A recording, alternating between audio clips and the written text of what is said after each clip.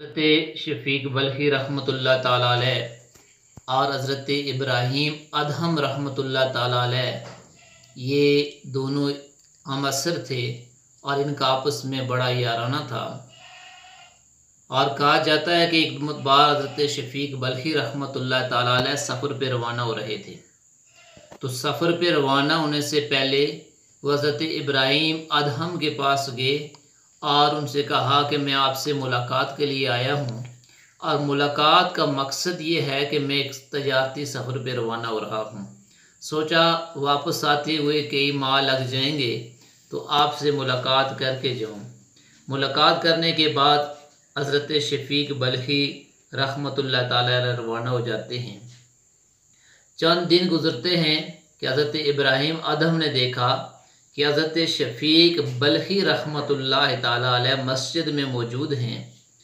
तो आपने जब उन्हें वहाँ देखा तो जब वो नमाज से ज़िक्र अज़कार से फ़ारिग़ हुए तो आपने उनसे सवाल किया कि आप तो कह रहे थे मैं तिजारती सफ़र पे जा रहा हूँ और अभी चंद दिन ही गुज़रे हैं और आप इतने जल्दी वापस आ गए हैं।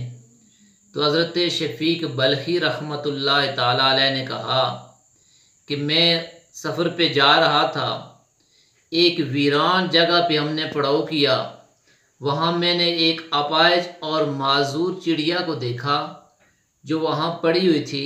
मुझे उसको देख कर उस पर बड़ा तरस आया कि ये माजूरी के आलम में यहाँ पड़ी है, अपाहिज है, इसकी खुराक का कैसे बंदोबस्त होता होगा, ये क्या खाती पीती होगी।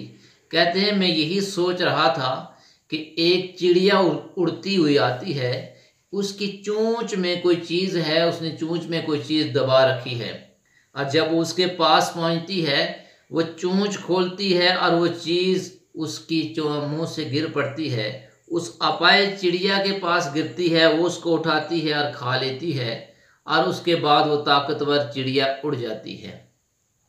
हज़रत शफ़ीक बल्खी रहमतुल्लाह ताला अलैह कहते हैं जब मैंने ये मंज़र देखा तो मेरे दिल में ये सोच पैदा हुई कि ये एक अल्लाह रब्बुल इज़्ज़त तो वो ज़ात है कि एक अपाहिज और माजूर चिड़िया को रिज़्क़ दे रहा है जो कि अशरफुल मखलूक नहीं है, उसको वो रिज़्क़ दे रहा है।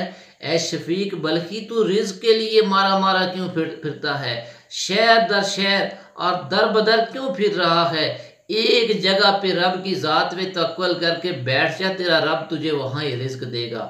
कहते हैं ये जब सोच पैदा हुई मैं वहाँ से वापस आ जाता हूँ।